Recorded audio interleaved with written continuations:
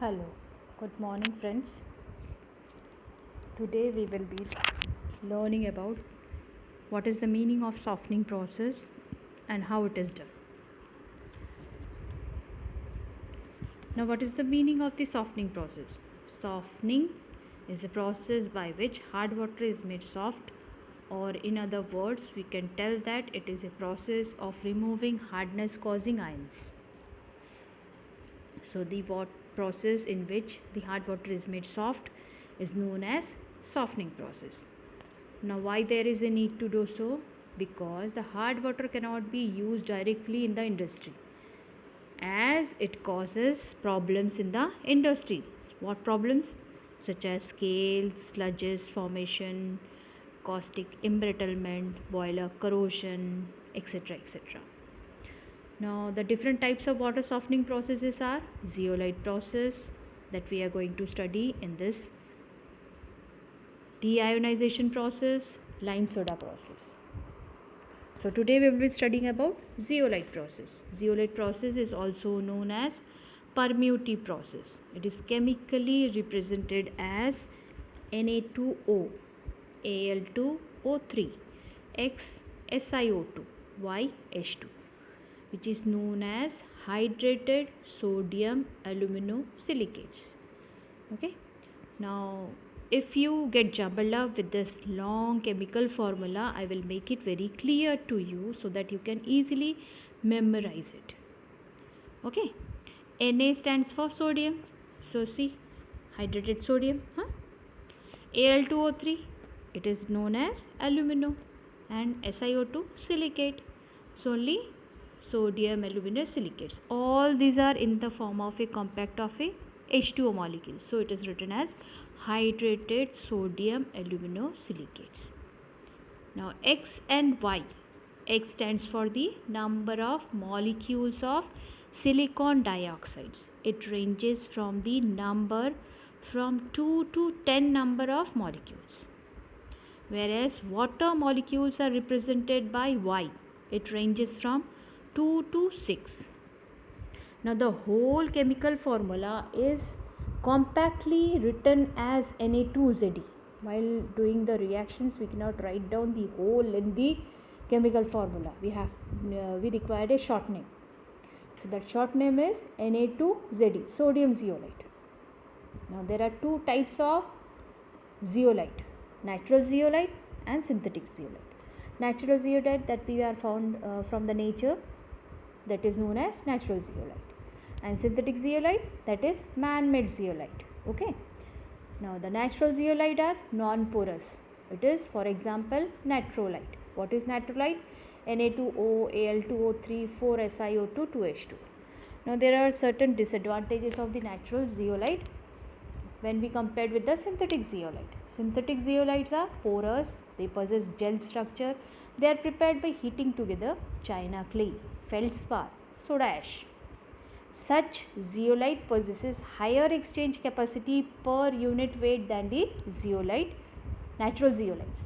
So, the synthetic zeolites are widely used and it is prepared as per the demand is required. Okay. Now, this is the process of the zeolite softener. It is in the cylindrical form from the three openings, one for the inlet water, another for the outlet water, and third one for the injecting water. Now, if we see the structure, it is in the cylindrical form. From the top, the water, raw water or the hard water enters into the softener through a pipe and then gets elongated through, which is known as deflector plate. The deflector plates have a small holes in it that makes the water to sprinkle on the surface of the zeolite bed. Why it is to be?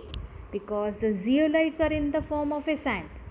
Now, when we are putting water in the garden, what happens? If you are putting a pipe with a full force, the water or the mud disposes, removes from the one place to another, and it creates a hole. So, if the water falls with a great pressure, they will be also creating hole or disturb the layer of the zeolite bed. we have to avoid it. How it can be avoided? We can sprinkle the water, and that sprinkling process is done with the help of the deflector plate. So the water is evenly spread throughout the zeolite bed. The water comes into contact with the zeolite bed, that is made up of synthetic zeolite or natural zeolite depending on the type of the zeolite, and then the reaction takes place. What sort of reactions? The hard water is coming into contact with the zeolite bed. So the hard water contains calcium ions, magnesium ions. It may be calcium bicarbonate, CaHCO3 twice, magnesium bicarbonate, CaCl2, CaSO4, MgCl2, MgSO4. All these are coming into contact with the zeolite bed and getting converted into calcium zeolite and magnesium zeolite. See the reactions, okay? Na2Zd, when reacts with the calcium bicarbonate, it forms CaZd. Now the downward head arrow shows that it is in the form of a precipitates, okay, along with the release of sodium bicarbonate. Similarly, with the case of the magnesium zeolite, magnesium bicarbonate, it gets entrapped into the magnesium zeolite, MgZd, as a precipitate, along with the release of the sodium bicarbonate. The third reaction, CaCl2 is coming into contact with zeolite bed. It gets converted into calcium zeolite and trapped in the form of the precipitate, and the water contains only NaCl. Similarly, the MgCl2, it is getting into entrapped with MgZd, and the water contains NaCl. CaSO4, when comes into contact with the sodium zeolite, it gets entrapped in the form of CaZd, PPT form, and sodium sulfate is released in the water. Same case with the MgSO4. So if we overlook the reactions, okay, when the zeolite bed is coming into contact with the different types of impurities of the hard water, that is calcium hardness and magnesium hardness, the main causing hardness ions are entrapped as a PPT, CaZd and MgZd. These are in the form of the precipitates that will be staying on the topmost layer of the zeolite bed, and the water will be free from the hardness causing ions. No hardness causing ions are present, and the water will be only containing sodium ions. Now such water is passed through the gravel. See in the diagram, this black dot shows that the precipitates are retained on the surface, and the water is free from those precipitates, which causes the hardness, and the water will be containing only sodium ions, that is passed through the gravel layer and finally collected through the outlet as a softened water. This is the how zeolite process works. Okay. Now what happens after 12 to 14 hours, depending on the ratio of the amount of the impurities present in the water and the flow rate, etc., etc. What happens? All the topmost layer of the zeolite bed is covered up with the precipitates. There is no place for this raw water to enter into the softener. In short, we can say that it is being choked up. Such type of zeolite is known as exhausted zeolite. Okay. It is the same process as when we have the data packages lost. Your data limit is over. Today is the last day. The message comes. What happens in the next day? You cannot access the data. You cannot access the net. You have to recharge it. So the same process takes place with the exhausted zeolite. You have to recharge it by regenerating the zeolite. How it is done? It is done by using NaCl solution. Now the NaCl solution is stored in the tank. The injector collects the NaCl solution from the storage tank and injects into the zeolite softener. So the regeneration reaction takes place. What is that? The calcium zeolite on the magnesium zeolite, which are placed on the topmost layer of the zeolite bed, is coming into contact with NaCl solution and gets converted into Na2Zd. What is Na2Zd? Our original zeolite, and the washings will be containing CaCl2, MgCl2. Now the washings are going to the sink through the different outlet. Okay, it will be not destroying the softened water. Thus the whole process of the zeolite process takes place along with the regeneration process. Now when we talk about the any type of process, it has certain limitations. Zeolite process has also 3 limitations. Now what are those? The first one is, if the supply of the water is turbid, the suspended matter must be removed first. Then only it has to be feeded into the softener. How it has to be removed? It has to be removed by coagulation, filtration, or a combination of both, etc. etc. Now the second limitation is, if the water contains large quantities of colored ions.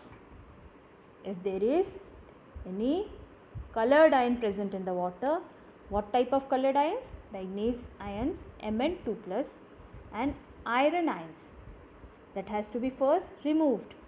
Otherwise what will happen? These colored ions will exchange with the zeolite and the regeneration process cannot be done. It will be damaging the zeolite permanently. So the colored ions has to be removed first, and then only we can feed the water to the softener. This is your second limitation. Now coming to the third limitation, if mineral acids are present, it has to be neutralized by adding soda, then only the water can be fed into the softener. So these are the 3 limitations of the zeolite process. Now each and every process has some advantages, some disadvantages. We will again discuss on this also. Coming to the advantages of zeolite process. It removes the hardness almost completely and the water produced has 10 ppm hardness. The equipment used is compact, occupy a small space. No impurities are precipitated, so there is no danger of sludge formation in the treated water at later stage. The process automatically adjusts itself for variation in hardness of incoming water. It is quite clean. It requires less time for softening. It requires less skill for maintenance as well as operation. So these are the advantages of zeolite process. Now coming to the disadvantages of the zeolite process.